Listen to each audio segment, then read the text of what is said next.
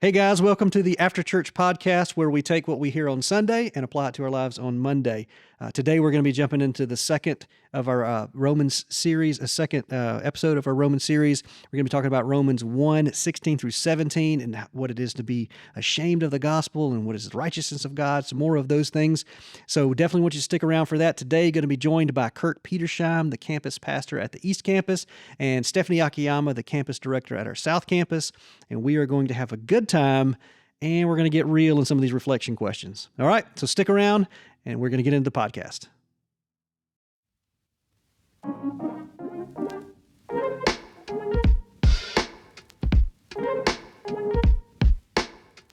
What's up, Stephanie? Hey, Kurt. Are we filming right? This is our awkward intro. It's been a week since I've seen y'all. I know. Right here on this podcast. Week. Yeah. Did you guys get all of the things you were going to do from last week's episode? Did you get everything taken care of? Yeah. In this entire 7 days that it's been between seeing you. Yes. Yep, because it's not at all yesterday, in which we did this same thing. Absolutely not.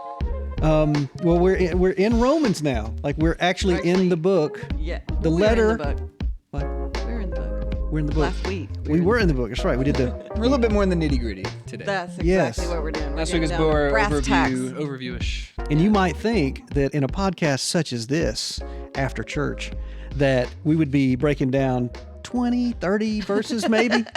Breaking down. Wiki. Yeah, Yes. like Lecrae and Unashamed Don't. from the 116. I have no idea what I'm talking about, but I heard you say all those words and letters That's earlier. Numbers. But we are in Romans 1, 16 and 17 today, right? Just those two. Yes, 2 verses. For the most part, yes. So if you're watching this and you're thinking, okay, they're going to 2 verses at a time, how long will it take them? Wait till next week. 18 And we do years to 3 go chapters. through. Yeah. Yeah. Yeah. No, just these 2 verses are so important Mm-hmm. that we felt like we had to pull these out. Even in the preaching team, we were talking about, how to break this message, this series of Romans that were like 16 and 17. They need to stand alone. Right. And why? Why are these verses so important? What's the big deal? Here's the Well, thesis statement. Yeah, it's kind of the thesis of the whole book here. Yeah. Unashamed of the gospel is the power of God for salvation. So, I mean, really the whole book of Romans sort of opens up what that means and how that looks, Yeah. that the gospel is the power of God for salvation. And there's a lot to unpack there. There it is. So, So this is a meaningful verse to you as well. Yes, it is. Yes, it is. It's got some power because he's talking about how this gospel, this story, Mm-hmm. comes with power. It's not just any story. When the angels declared that they've got good news for all the people, it wasn't just like, hey, you get a raise. Oh. Or it wasn't like, oh, your team won the big fancy championship thing. like big fancy champion. That is big news. Okay, but like this is news, Yeah. this good news, this gospel that changes things. Mm. Yeah. So it has Powerful. power.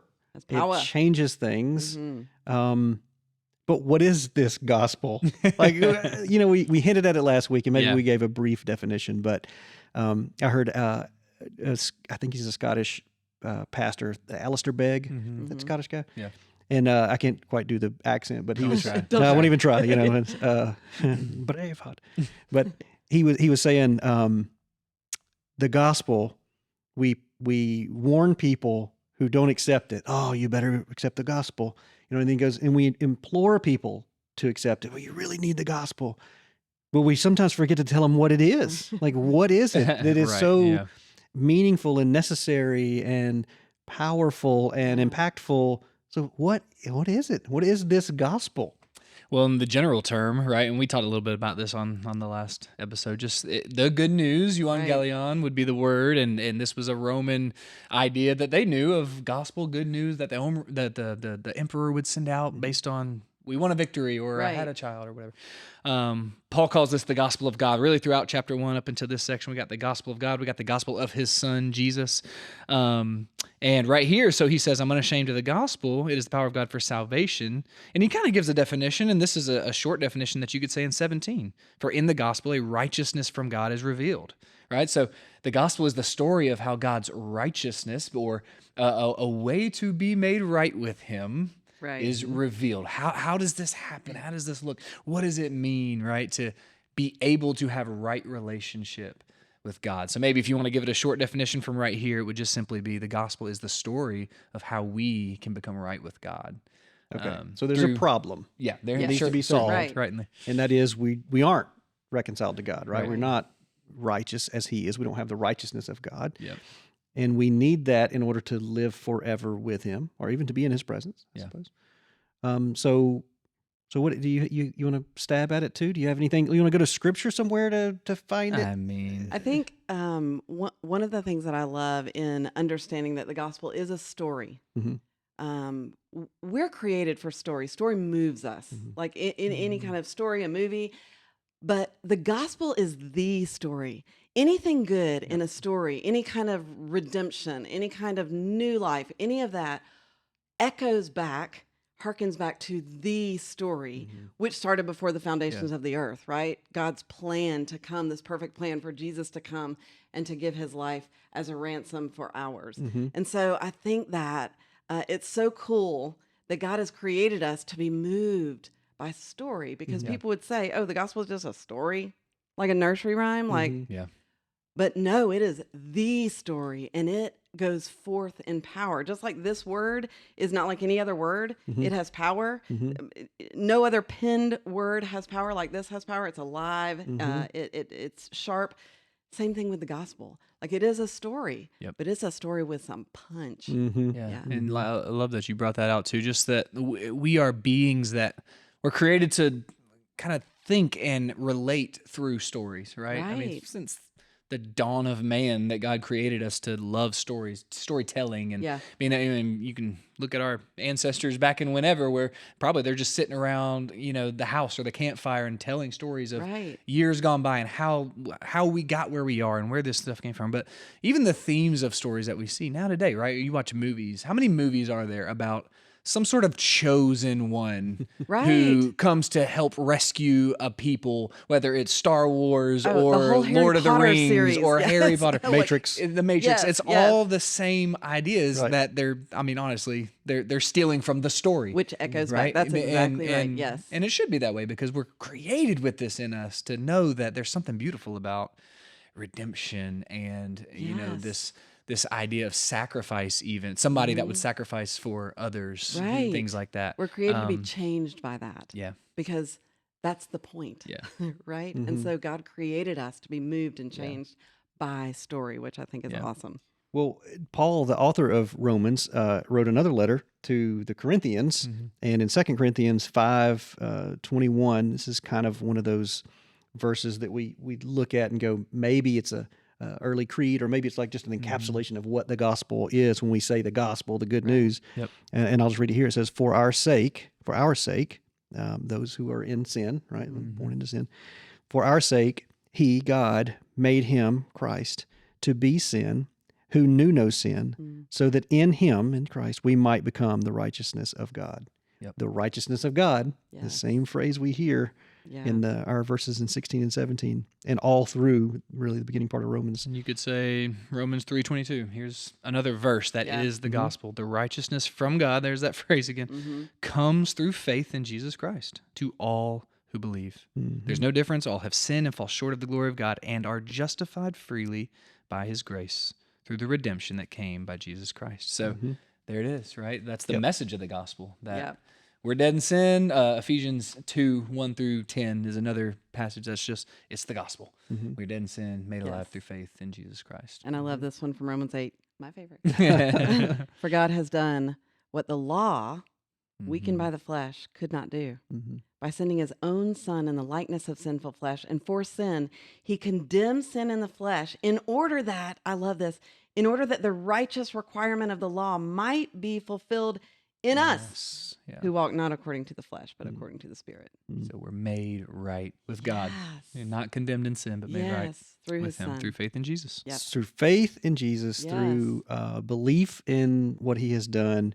These are words we're going to see come up over and over in Romans: believe, faith, the Greek word pistis, and maybe we'll even look like, so let's just talk about this passage itself. I guess some of you guys are biblical scholars. I know you've dug into this stuff before. He says, I'm not ashamed. What does he mean when he says he's not ashamed? Like, we hear that, and immediately probably have a connotation of what ashamed means. You know, like I have an EBT card, and I'm ashamed to kind of use it sometimes at the grocery store. You know, because it's like, I don't Right. want anybody to know. You know, Yeah. but Yeah. that's another long story of why I have one. But anyway, that's the kind of, is that the same kind of ashamed we hear here, or Well, really, it's sort of an undeterred, right? I'm undeterred from acting upon this belief and this Right. thing that I'm talking about for Paul here being the gospel, right? Like he's undeterred from living a life that would be in line with this gospel. And Paul, of all people, um, writing this with real authority and power as an apostle, but really as a man who we see through the book of Acts and through his other stories and in the epistles that we read from him, the suffering that he went through, the ridicule that he would have Right. faced, public scrutiny, both from his fellow Jewish people and the Greeks that he was going to. Yeah. Not only that, but arrests, Arrests being and arrested, beatings being and trials and yes. imprisonments and Yeah. I mean just for him to say such a phrase, I am not ashamed of the gospel. I mean that holds weight. You know what I Right. mean? It holds real weight, especially coming from a guy like him. Right. That has really had to flesh that out and bear that Yes. as witness. And I'm sure that at that time, and we know historically, there were so many people who said that they were the Messiah, right? So many people that Yeah. claimed, like, it's me, guys. And so people would put all their eggs in that basket, Yeah. only to be disappointed, only to be ashamed, right? And so it's like misplaced loyalty can cause great shame. We hate to be ashamed. Like, we will do anything to avoid embarrassment, right? right? Yeah. And so Paul is saying, I promise you can put all your eggs in this basket. He will not disappoint. Your loyalties are not put in the wrong place if you put all of it in the gospel of Jesus Christ. And I love that because we are so cognizant, we are so sensitive to, am I going to be embarrassed? Like, we don't even want to text someone something. We're rereading it 400 times to go, oh, did I say anything that's Yeah. weird? Or we don't want to post anything. We don't want to be wrong. Right. You know? Right. Yeah. Right. And so to not be ashamed is something huge Yeah, in our culture, in all the cultures, but, Yeah. but it particularly applies today. yeah, but particularly first century Rome, where it's a shame culture. Right? That whole culture is a Exactly. shame culture, and it's a rhetorical. This is something I learned in seminary. So Yay. watch this. I Watch know. me do this. Let's learn something. It's a rhetorical device he uses there when he says, "For I am not ashamed." And so he's using the negative to draw out the positive. He could easily have said, I am proud. "I am proud Boast in- and proud of the gospel," and instead it's like, man, this sandwich is not bad. You're really saying it's really good. The Yeah. sandwich is not bad. So he's like, I'm not ashamed of the gospel. Yeah. He's really saying, man, I'm proud of the gospel. Yes. Yeah. Proud of it, the power that it has, Yep. Right. to do what it does. Yeah. Anyway, that's cool. I couldn't help, and I went to look back, and so I don't know if this is even accurate. Okay, didn't learn this in seminary, so. But I was remembering, and it's in Mark is where I found it. Jesus teaching in Mark 8. Let me see if I don't have the thing here, but when he's teaching, he talks about to some he's talking to the disciples or some people who are wanting to be disciples, maybe, and he tells them, he talks about his death. If you're going to do this, if you're going to follow me, then you're going to undergo great suffering, be rejected, by the elders, the chief priests, the Jewish people. So that's 31, 32. He tells, Peter's like, no, you'll never, we'll never, nothing bad's going to happen to you. And he says, get behind me, Satan. Right. Jesus says that to Peter. And then in 34 is where he then he calls the crowd with the disciples, and he says to them, if anyone wants to become my followers, let them deny themselves, take up their cross and follow me. For those who want to save their life will lose it, and those who lose their life for my sake and for the sake of the gospel will save it. They'll save their lives. And for what will it profit them to gain the whole world and forfeit their soul or forfeit their life? Indeed, and here's the part that stuck out to me, what can they give in return for their life? Those who are ashamed of me and of my words or of my gospel in this adulterous and sinful generation, of them the Son of Man will also be ashamed when he comes in the glory of his Father. Yeah. It's like so much wrapped up right there, but he says, one day there's going to be a judgment where the just judge will only take those who are justified, right? Who are made right. Right. And he says, but if you're ashamed of me and of my gospel now, then I'm going to be ashamed of you then. I wonder if Paul is, connecting that thought when he gets to this. Here's who he is. Right. I'm a slave for Christ, and I'm telling you right now, I'm not ashamed. I'm not going to be one of those. Right. When he comes back, he doesn't know who I am, or he's ashamed of me. That's awesome. Yeah, whether or not that was specifically on his mind, I guess we can't know, right? But certainly, in the sovereignty of God and through the inspiration of the Holy Spirit, to be able to write such a way of saying that, right? I'm unashamed, and being such a direct connection to what Jesus said about. I mean, that is to be truly, and you use the word, the pistis word that's throughout the New Testament, of faith, belief, trust, right? It's a word of, like, I am putting, you said eggs in the basket, right? Like, I'm putting my eggs in that basket. Yeah. Like, that's what I'm trusting in. I'm putting it all on. Like, we are sitting in these chairs, believing they will hold us up. And I'm not, there's nothing I'm doing to support myself, but that's it, right? And so just leaning on Jesus to that degree, like, whereas I could kind of like lean on this chair a little bit like this, and if I didn't really, but I think that's what Paul's getting at. Like, I know there's nothing else to hold on to, and I have put my eggs in this basket to the point that I'm even willing to suffer and die for it. Exactly. And he does, right? And all the apostles do, really. So, man, that level of unashamedness, I mean, it is something I think to pray for and strive for. Yeah. And I was reading just in 2022, I told y'all earlier that 5,898 people were martyred for their faith just last year, for their faith and for not being ashamed of the gospel. That is not an ancient statistic. It didn't. Right, that's exactly right. It was last year. That's just the ones we know of, right? Exactly. 6,000 for the history of the church. That's been right. I mean, martyrs after martyrs after martyrs of people that paid the ultimate, right, to believe in Jesus. In a worldly sense, shamed, right? Jesus on the cross. And that's a great point, I mean, just in a worldly sense, how shameful it looks to the world. That's exactly right. But we can't be ashamed because we think eternal. I pulled out some of these verses that I love. Isaiah 28, therefore thus says the Lord God, behold, I'm laying in Zion a stone, a costly cornerstone for the foundation, firmly placed. He who believes in it will not be ashamed. Romans, anyone who believes in him will never be put to shame. Now, we could have looked at the martyrs and gone, they are. Like, they're stripped naked, they're burned at the stake, they're whatever, but Isaiah, sawn in half, for heaven's sakes. It looks like they're being put to shame. But God says, no. You think eternally. They will never be put to shame, which is awesome to me. Yeah, and what he's ashamed, it's what is he not ashamed of?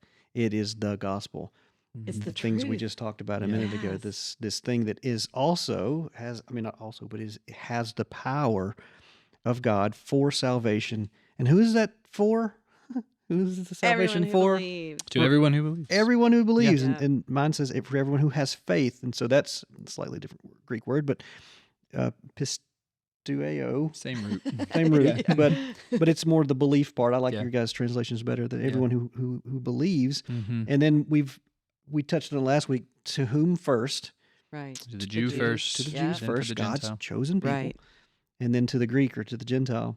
And we really bring that out this week in the sermon of just that's what brings out the unashamedness of Paul, the confidence he has in the gospel, right? Because he knows, one, it's God's gospel. Right. It belongs to him. We talked about that last week, that, man, this is God. And he said, I'm unashamed of the gospel because it is the power of God, right? And that's the other part, just that this is God and this is his power and this is not man-made and this is right. It belongs to him.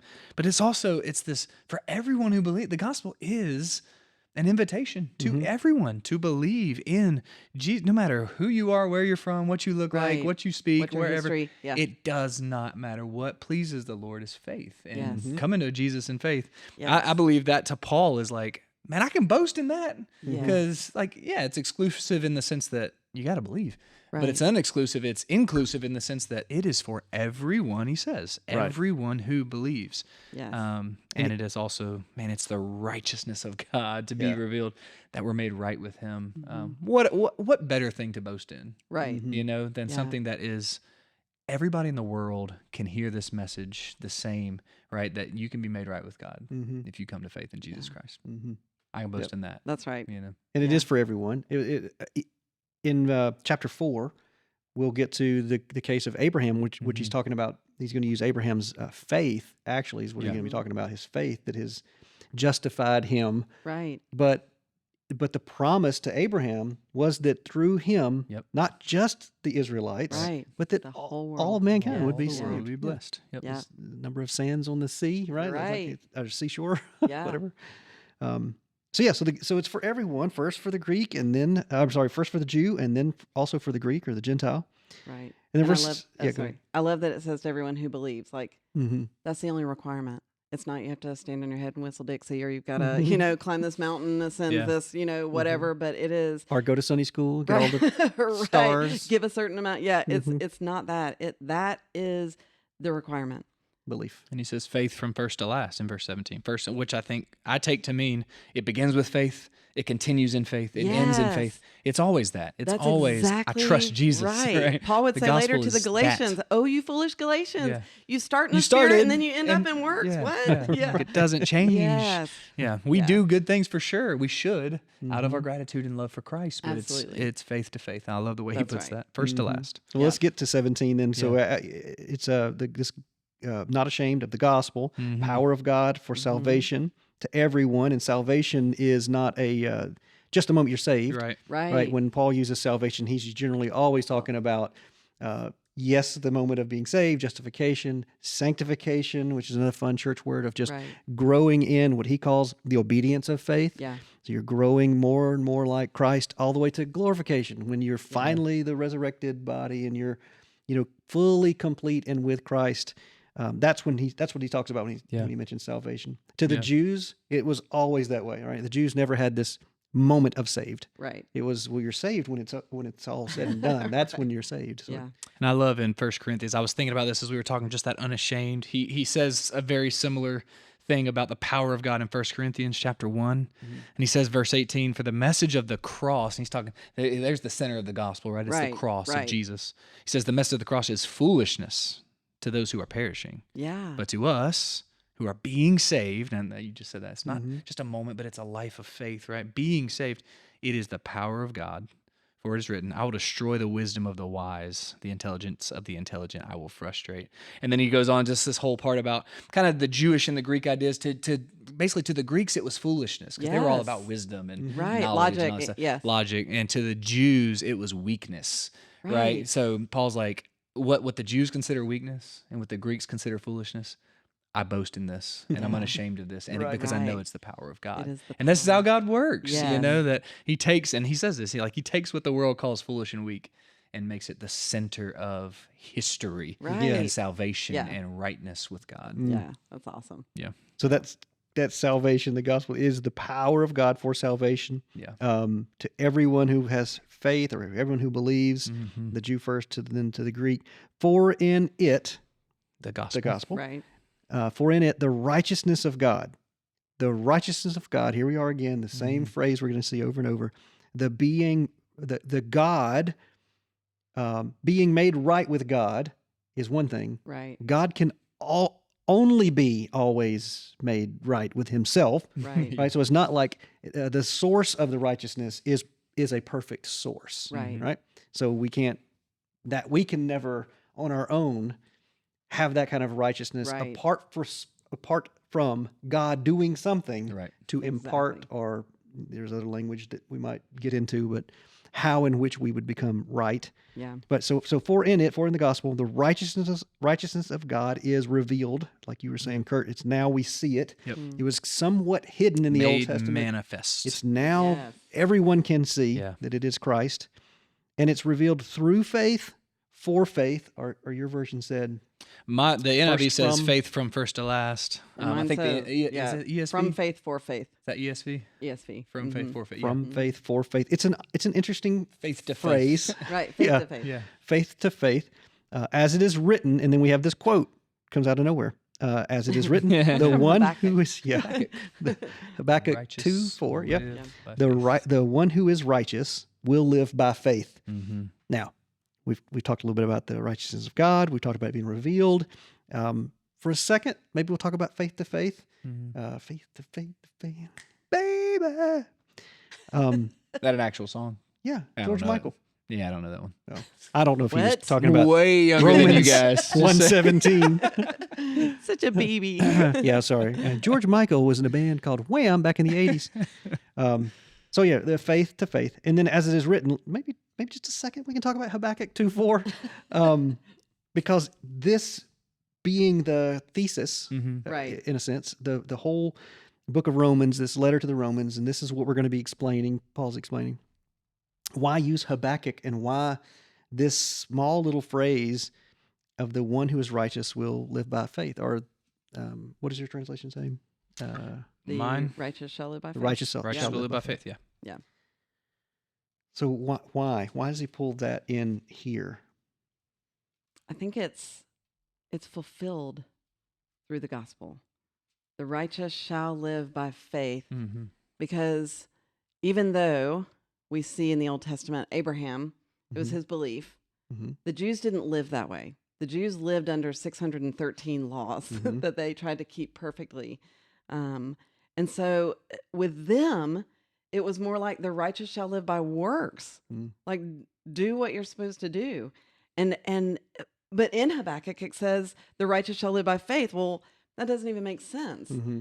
It's fulfilled in Jesus Christ because you are made righteous through your faith in him. And so it's a fulfillment of what Habakkuk was saying. Yeah, I like that. Do you have anything to add there, Kurt? I mean, that's Not really. That was, I mean, yeah. it's On the money. the in the word there in the Septuagint, the Greek version of the Old Testament, is again pistis. It's that the righteous will live by faith or faithfulness, or maybe even in a faithfulness of someone else potentially. So this is easily could be looked at as the righteous shall live by the faithfulness that Christ has done what he was supposed to do, or the faith that we also have in that he's done everything he's supposed to do. But all those kind of working together. Some people might try to parse it out, and it's all only thing that happened is Christ's work. Which, well, yeah, he's the only one who did that. I couldn't do that part. Right. But what's my part to play in it? Right.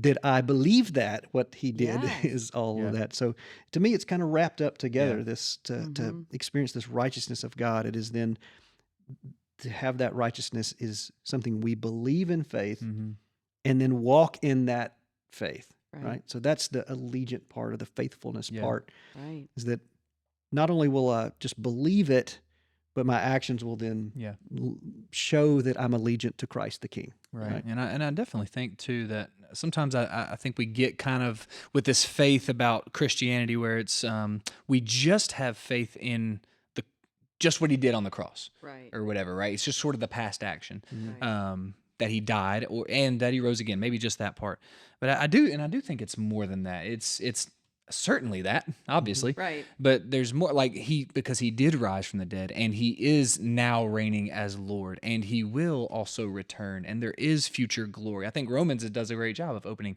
all of this up to us. So it's not just faith in a past thing. Right. It's faith in the past and the present and the future realities of Jesus and all that he is, right? That we have faith in him completely. Yeah. Right? Like we are sitting on, resting on, standing on, boasting in, trusting in Yes. all that Jesus is and has done and will do. Yes. Right. And which is just beautiful. So I think that helps us too, as you're talking about, like living in this. It's not just like, oh, I believe a thing. I believe a fact about the past. Right. It's yes, I believe that. And it changes my life. And I currently and am still, and Paul even uses that, like we're being saved. Like I'm walking in this salvation through faith in who Jesus is and who he still is and what he's going to do. Yeah. Trusting all of the promised activity in our lives. Yeah. That he will be our comforter, that he will be our refuge, that he will, like all of the things that he has promised, having faith in that and walking it out. That's how we cannot be ashamed, Mhm. because we live in it, we walk it. It is the foundation on which our lives rest. Mhm. Yeah. So yeah. Yeah, like I believe that he died on the cross and rose. I also believe Matthew 10:32 that he is going to, like, where he says that's back to that, like, I will not be ashamed of him. Like, he Right. says, I will not be I will confess you before my Father in heaven. Yes. Right? I have faith in that. Yes. That's crazy right. to think about, but that's a Yeah. future thing. Yeah. So there's faith in Right. future, Exactly. like future And then activity, he's future coming back. promise, and then he's returning. Like I have a hope for a future. Like Yes, this we're is going to not get new my home. bodies. We're going to be Yes. resurrected from the dead. We're going to be glorified Yes. with Nothing dies. No roadkill, guys. No roadkill. I Yeah. hate roadkill. It's So- so sad. So then how does it make us live? And maybe I'm jumping to Romans 12 and 13 already, but Well, we got to apply. We got to be we want to practical. apply each Yeah. time as we go through this. We want to draw something out of it. And I think a common misconception, and we can all fall into this trap, is that there's faith and there's works, and there's just polar opposite, right? Like I just believe and I'm saved and that's it. I don't have to ever have any sort of lifestyle Right. that looks like Christ or Right. becomes more like Christ. Or I want to be saved, and so I'm going to work really hard and do a lot of good things until finally he sees me and accepts me. Right. And it's like it's not it's just not that black and white and that easy to just separate. Right. If I have a faith that has the power to save, Mhm. then it should my lifestyle, my actions should be a reflection of that. And that's where I would go with some of this faith language being faithfulness Right. to what he has done for me. So that it's not just death, burial, resurrection. Yay, I believe that. Mhm. Right. But I walk every day That's right. that I believe that. Yes. And I'm showing that. The same way you talk about the chair. You have a faith that chair will I was hold thinking you. that. Yeah, exactly. Yeah. But until you sit in that chair, Right. you're not proving that you're Yeah. not faith. Like, you're not showing why am I faithfulness. not falling on the floor? Is it because the chair's holding me up, or is it because I sat in the chair? Right. It's like, Yes. yeah, Yes to those both, things. and Yes. but it's the chair doing the work of holding me up Yes. that saves me Right. and the salvation thing. But I got to actually put the faith into action, or it wouldn't make any sense anyway. You know, Right. it doesn't even. Mm-hmm. There is no faith there. Yeah. And this is James, where Yeah, that's right. Obviously, our Yes. faith in Jesus, we are justified by faith. However, if our faith has no action that bears itself out in obedience, then the faith doesn't exist in the first place. That's exactly Yeah. right. You know there is a fire in the fireplace because there's smoke coming out the chimney. Right. There's real Yeah. evidence, real That's fruit. right. Yeah. I guess it was. It's like in Christ will. Paul will go on to say that the law is beautiful and holy, Right. but it wasn't what was doing the saving work. That's exactly right. There's a faithful, right. a faith in the one who provided the law in a sense. Yes. You know. Yeah. Which is another crazy part of Romans that we'll get to, of just the law makes us conscious of sin. And really that was its, like, Yeah. Yes. oh goodness, mind blowing of, it Right. didn't actually save me. It Right. showed me sin and my imperfection and my need for a savior. Exactly. Yeah, The yeah. law weakened by the flesh. Yeah. Right. Yeah. Yeah. But then he almost says it'd be better to just not even know it. Right. Like if you didn't know it, Right. It's then like you you're would- less accountable That's to it. exactly Yeah. right. Yes. But you still have a conscience and the law of God written on your heart. That's Gentiles. exactly. So Yeah, don't try Romans to. 1, yeah, nobody's with it. We're jumping Yeah, ahead, we're but without man, excuse. Paul Yeah. really covers his bases in Yes. this in this letter. He does. Very thorough. Well, let's jump to some of our reflection questions that may help us put this into action. Yeah. We have two for today, and the first one is just we were talking about the gospel and what it is. And so, how is the gospel? First of all, just the power of God for salvation. How is it that? And then, have you seen this reality in your own life and faith? Like, have you seen that power? And if you have, we'd love to hear a story about it. Yeah, again, for me, just as I hear that phrase, I mean, I can't help it again, just looking at how Paul explains it in chapter 1 of it, being the power of God for salvation. Again, that it belongs to him. It's salvation for everyone who believes. You know, I mean, that's Right. power. That's Right. power literally to save everyone who believes. And that's amazing. And it is the righteousness of God revealed from faith to faith, that it has the power to do the one thing that we most need, make us right with God. Yeah. You know, to give us relationship with the almighty, holy, perfect creator of our souls and all the universe that we can't do for ourselves. Right. And that's real power. Yeah. Again, that literally changes and gives us the answer to our greatest, deepest need. Now, we don't always, we don't understand that until we see the gospel and know Jesus, that is our greatest need. We think Right. our greatest need is, whatever, money and comfort and whatever, Right. Food. health Yeah. and food. Yeah, but it's righteousness. It's our Right. greatest need. And so If that being is right with God. being right with God, if it 'Cause can sounds like a meet, churchy word when we say Yeah. it, but it's if it can meet your greatest need, is it not the most powerful thing that exists? Right? I would say that. Yeah. So that's Yeah. where I go in my head. First of all, it's just that's amazing. Yeah. Yeah. I mean, Yeah. any thoughts? I think of two things. I think of when I was saved, hearing that story Mm-hmm. that there's a God who loves me enough to sacrifice himself. And knowing that no matter what my past looked like, because I was not a great person before I was saved, but knowing the mercy and the grace of God, and it was for me, was powerful. Just that story was powerful, but it didn't end there, because it's like I tell the students, like, God changes our want tos. So it's not just like, okay, well, you get to go to heaven. Fantastic. Keep living your life the way that you want to live it and keep it moving. But he actually changes us. I tell the kids, like scrubby bubbles, like he cleanses us from the inside out. He starts changing the things that we delight in. Yeah. He changes the things we want to do with our lives. Power. Yes. It's crazy.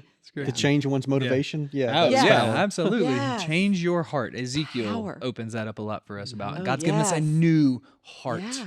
So how we've seen it flesh out, I mean, I think we could all probably share stories of either from our own lives, certainly doing youth ministry a long time. I mean, seeing so many young people and students that kind of come to that. That's what's cool about youth ministry. Like you see maybe a middle schooler, that high schooler for the first time really begins to understand this. Right. Had a conversation with a young lady just last summer, and it was for her, it was kind of like her eyes were opened to the beauty of the gospel. I mean, I remember her coming to me and she starts talking about it, and she's just weeping, like just crying her eyes out.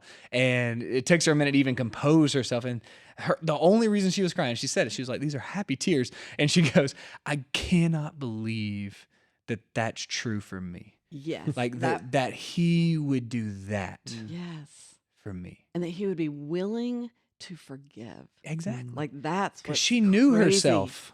Right. Yes. And that's what the gospel does for us too. It introduces us to us. You know, Exactly. Paul introduces us to us, chapters Yes. 1-3. And then the but God, even though you are whatever, Right. but God, and the power of that truth. Yeah. When you see that, like you just said, that, oh my goodness, that he would remove our sins from us as far as the east is from the west, that he would not even remember them anymore, as scripture tells us. Right. That he would wash us white as snow. Isaiah talks about we get this white robe. Revelation brings that Yes. imagery back in. We get Right. this white, pure, clean robe in the end of there is no default. There's no fault in you. There's no defect in you Right. anymore in the eyes of God. Right. That is powerful. And Yes. like, anyway, so yes, I mean, I've seen that in my own life, and I've seen the power of a changed life.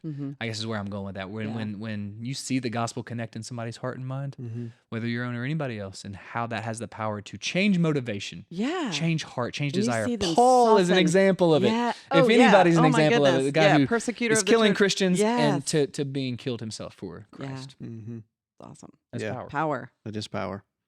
Yeah, and for me, like I probably just grew up thinking, I mean, I was a pretty good moral kid. Like I Right. thought I was following rules and stuff, and I thought I was pretty good compared to everybody else, right? You compare the, Yeah. oh, things aren't so bad. And then to read in Romans that that's not going to save you. Right. Like, wait a minute, whoa! But I've been pretty good. Like, what reason do you have to banish me forever? Yep. Like, oh well, you don't know Jesus. Like he's the one who's done the work. You're going through some motions over there, sure, but what is your motivation? Yeah. Well, I don't want to get in trouble. I want people not to, whatever. Right. And it's not because a heart devoted to living a life of righteousness, the righteousness of God, because Christ has made that available for me. Yeah. Like okay. I didn't think I was going to a bad place. Yeah. And you read this, you're like, oh, wait a minute. Right. I have a problem too. Yeah. Yeah. That it can only be solved by Christ Yeah. and the work Like of the disciples asked Jesus, who then can be saved? Yeah, right. You know, You got to be perfect. Well, who's And that? he literally says, with God, that's possible. Only with God, Right. right? That's It's impossible exactly with right. man, and it's only possible with God. So. Well, that's a great bumper sticker, right? Because it's with God, all Christ, things are with God, all possible. things are possible. And you're like, wait, oh yeah, that means I can jump off this Yeah, mountain yeah, and fly or whatever. Like, that's not what he's talking about I can do all things through Christ. He means Yeah. the fact that Yeah. anyone goes to heaven at all. is Right. insane, Right. Yes. Yes. Because it's only possible with God. If you really get it, because it's like I'm a pretty good person. I'm pretty, I do. It's like, you read Romans, and again, even my pride and my goodness is an abomination and Right. treason against Yes. God, Yeah. thinking that Right. I've done something for myself, and that Right. makes me dead in sin. You know, Right. It might be I worse. can't be saved. There's no way. Yeah, it's for me worse to be than saved. murder, Yeah. isn't it? Yeah. Like you murder, you did it one time. Yeah, exactly. Pride, you're living it every day. Yeah. Like all day long. Yeah. I'm just killing myself all day long. Okay, that's Good interesting answer. turn of Good answer, phrase. guys. Yeah. The Apostle Paul in Philippians 3, that's a great example of what you're talking about too. I was this, and this. All good things, perfect, all Right. awesome. And I knew, you know what I mean? He's like, I knew that it meant nothing Right. apart Filthy from the rags. righteousness that is by faith Yes. in Christ. Yes. I count it all as. Count it all as rubbish, Yes. is what he says. Yeah. Yes. Well, you know what he really says. I know. Poo-poo. Yes. That's what he really said. All right. Our second reflection question then is, how might your life look differently today if you truly lived like Paul, and that is unashamed of the gospel? Would Yeah. anything change? Like if you were completely, which we say we are, Right. right? Yeah. So if we push all the chips in and we say we're not storing anything back here, pushing all in, not ashamed, what would look different? I wrote that question. I don't like it.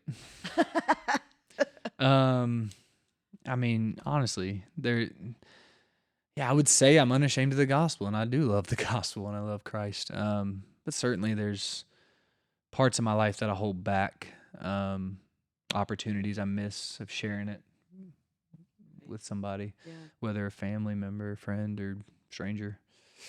I don't know. I mean, gosh, I do. I think about Paul. I think about Peter. I think about the apostles, or just martyrs you hear about over this. And it had to be a martyr, but people who really have sold their lives out to the Lord. We probably all know someone in our own personal life that we're like, that person is unashamed of the gospel. Man, I wish I could live like that. So I think for me, probably sharing the gospel more, being a lot more proactive and taking steps to even find opportunities for that, which has been, and I will say, it's been a prayer of mine lately of just asking the Lord for more opportunities to do it.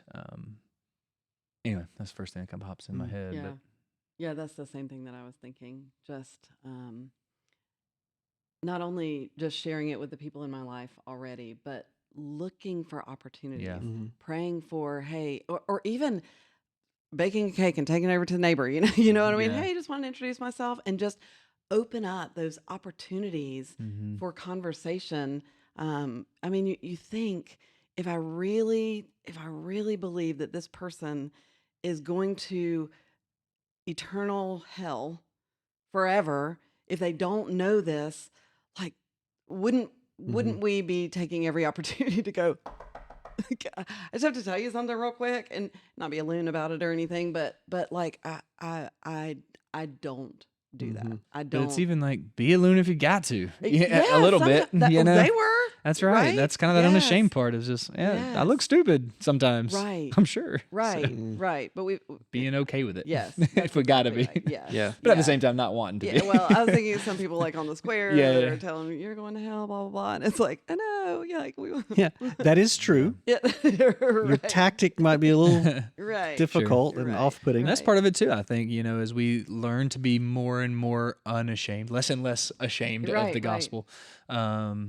Doing the hard work, and the little things well in our lives of getting to know people better and taking time with people that Right. gives you the relational leverage to speak into those lives as well. Yes. You know what I mean? I think, Yes. so I speak as a preacher. It's easier to speak to masses, kind of, you know what I'm saying? Like Oh, yeah. faceless because it's just a Right. crowd. It's a crowd Right. Right. versus one-on-one and it's with a somebody. principle, right? Like I'm teaching you a thing Yes. instead of a Yes, here's versus yeah. one-on-one and getting to know a person and being with them in their life, doing life with Right. them and walking alongside and living out the gospel. Right. Because it's not just sharing it, talking about it, it's right. living it out. Yeah. So that's definitely a part of it too, just being consistent in our lives. I think if I was less ashamed of the gospel as God sanctifies me in that, Right. learning to really live according to Yeah. not Paul says in a lot of his letters, I know in Ephesians, Colossians, Philippians, he says like live a life worthy of the gospel, Right. worthy of the message you've Yeah. received. So that's part of it too. Yeah. And if you slip and fall, it doesn't mean, okay, well, now I can't share the gospel. Yeah, exactly. Exactly. You know, it's like, I think D.L. Moody, who said that the gospel is like a roaring lion. Right. All you have to do is just open the cage. Yeah, that's Like, exactly you just open the right. cage Yeah. and let it do Truth its can thing. defend itself. Yeah. Yeah, you don't have to And have even all those of it. kind of like repentance is part of the gospel, and forgiveness is part of it. Being unashamed of that, and like I Yes. messed up, but I know Yeah. I'm going to boast in that too. It's not Right. that I messed up. I'm going to boast in His Right. forgiveness what Paul and did, grace. boasted in his weaknesses. right. Yeah. Yeah. Yeah. Mm. Yeah. It's good. What about Well, you? I don't want to be ashamed of the gospel. Mm. Like, I just don't want to be. I want to be proud of the gospel. Yeah. And that being, to not have shame is to not think about how you feel about it. Right. Right? Like how it affects me when I speak it, because it's not even me. I'm just going to tell people, yes, yep, you're going to live a life apart from Christ or God forever, lest you know Him and trust Him and believe in Him and walk in faithfulness. And that's a hard message, but it's good news. It is the gospel that there's Exactly. God has made a way where you can avoid that. Mhm. He's made it was His plan from the get-go Right. is that He was going to provide a propitiation. He was going Right. to provide an atoning sacrifice Yeah. for our sins if we would just believe and then walk in that faithfulness. And like I say right now, I'm proud of that gospel, Yeah. but I want to walk out of here and be just as proud of that gospel Right. to the lady who's going to cut my hair on Friday, or the somebody I run into in the grocery store, or just relationships that I have now that I intentionally made to share the gospel and still Right. haven't shared the gospel. Right. So what's holding me back from doing it? Yeah. Some sort of shame, right? Yeah. And resting in the fact that it's the power of God for salvation. Yeah. Like it's not us. Mhm. It doesn't rest on us. It's Right. not like, oh, I'm gonna mess it up and blah blah blah. It's like it's His power. It's His story. We just share it, and that's we're done. Like Mhm. our obedience is done once we have shared it and have live it out certainly, but also have shared it. Like it's His power that speaks through it and moves or doesn't. Mm-hmm. I mean, how amazing would it be? And I'm just thinking about us at Eastridge, being part of the church, the big Yeah. church, but here in our little corner of the world in Covington, Georgia, and Jasper County, Newton County, wherever we're at. But Hollywood of the South. Right. how Don't like, undersell how this. incredible would it be? How incredible would it be if we were a church known more for being unashamed of the gospel than good music or Right. nice people, even Right, or a right. cool atrium or whatever else we Right. may be known for. Yeah. Even serving our community. Like, what if even that? But it was part of when people thought about us as people of God. Yeah. They thought, look, I don't know a whole lot about them, but I do know they're not ashamed of that gospel thing that they talk right. about. They share it. If you because stand they still tell long me enough, all they the can share it time, with and you. they Yeah. honestly, like, I can live with that. Yeah. As a pastor of Yes. this church, to No, think hey, y'all do a lot we're of cool people that stuff. are unashamed of the gospel. Yes. Yeah. Yeah. We could do a lot of cool stuff for sure, but Yeah. But that's not what we want to be known by. that no, man, that's Yeah. I think that's a goal for us to Yeah. strive for as a church. And I think like you were saying earlier, there is some work. Mm-hmm. Like, one of the things that we were talking about for VBS was just training every single volunteer on the Romans Road or whatever, a Yeah. plan of salvation. Right. Because sometimes Right. we stop short of going all in and sharing the gospel because we're like, oh, we're not going to get the order of the verses right or whatever. And so it stops us from moving forward with that, from talking to a neighbor who needs help and just saying, listen, can I just share this with you? I just want to go from start to finish, just share this with you. But we stop short and go, oh, maybe you should come to church with me. We don't. Maybe you'll hear the gospel there. Yes, that's exactly right. Let my But- preacher tell you the gospel. Right, but like practicing, like finding a friend and hey, we're gonna practice. You're a heathen, and I'm gonna share the gospel with you. Yeah. And just making sure that we're prepared so that when God brings opportunity, Mm-hmm. we're ready. Mm-hmm. Yeah, I mean, and John 3:16 is not a tough verse to memorize. Right. Most of us even know it Yeah. by heart, Yeah. and that's that's pretty much That's the it. core of the gospel, That's isn't the it? Romans Road. Yeah. Right. You've quoted Romans 8:1 a bunch of just there's Yes. no condemnation. Who in their right mind wouldn't want to hear Exactly. that they're not condemned in their sin? Now, there's Right. people who don't Right. even believe sin is a real thing or whatever. Like, there's work to be done, sure. Right. Most people at least understand I'm not Yeah. perfect. They do something Right. bad, they feel bad about Yeah. it. And they right. probably believe in some sort of God that they need. all I'm saying is I just think there's more open doors there than we might think Yeah, there are. that's right. Where Right. people are willing to go, oh, like you have a thought on how I could have a relationship with whatever God exists Right. or something. Right. I think there's room for conversation that Yeah. we'd probably be surprised if we're Yeah. more willing to share it. Yeah. I like that. And just let the lion out of the cage. Yes. The gospel, I've heard Yeah. it said, the gospel works best when we let the gospel do the work. Mhm. Exactly. It's not about me figuring it all out and having it No. perfectly Yes, we're said. trying But to be super logical. yeah, Let's let the Mhm. gospel share the work. gospel. It is It the is. power of God for salvation. It's a great memory verse for this week. Yes. Romans 1:16 and 17. Yep. Mhm. For I Power of am God. not ashamed of the gospel. It is the power of Of God God. for Trying to salvation for memorize it. everyone who has faith, Yeah. whoever believes. All right. Well, that's it for this week. Lots of stuff to talk about. Definitely want to see you at church, East Campus or South Campus. Be present where like Kurt was saying last week, you want to hear all of this in its totality. You don't want bits and pieces of it, or it's going to feel like really heavy at times, or what are we talking about? So try to be present. If you can't, definitely do eastridge.church/Romans, and you'll get all the access. You'll have access to all of the sermon videos, along with the After Church podcast, the reflection questions, and actually a host of other resources that will help you as you dig into Romans. So dig into Romans, read it with us, and let's keep doing this journey together. All right? See you on Sunday. All Yeah. right. Bye, guys. Jacob! He might have had to go. I don't know what. He might have. It's 2:35. Yeah, he had to go. I don't know. Like what to do?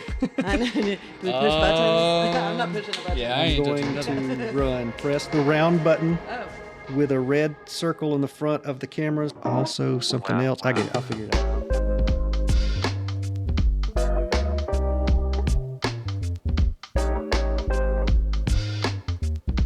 Press the round button with a red circle on the front of the cameras. Round button with a red circle, front of the cameras.